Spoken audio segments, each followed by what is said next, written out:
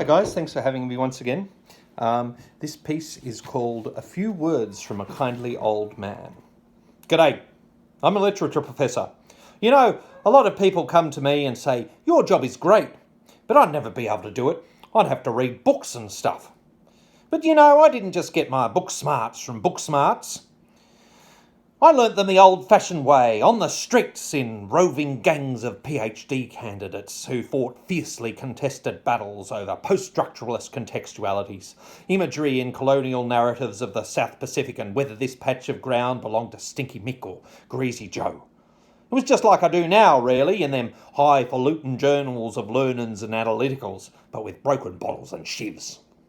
My most feared opponent was a double honours in philosophy and letters, working on a doctorate about the late epistolary style of Charles Dickens. Shazza was her name.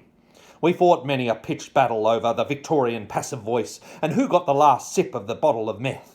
No, you mole, I'd say. Under a sophisticated Barthian reading, all such questions of mere historiography in early 19th century narratology are thoroughly interrupted, and a new interpretive mode is only made possible through the multiple contextualities and modalities of a Marxist analysis. Oh, fuck you, you cunt, she'd say, and run at me with a rusty knife. One evening I almost lost my life to Shaz, which would have meant the end of my promising PhD candidature, except if I transferred to Victoria University, but that's another story.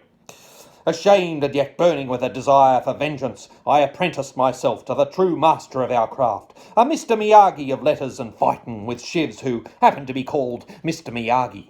Master, I said, teach me your ways.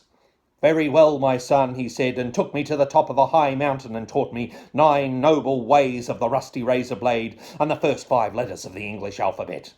Finally, I attained the status of the enlightened one, and came down from the mountain ready to do battle in service of the golden theory of affect. The battle with Shazza was fierce.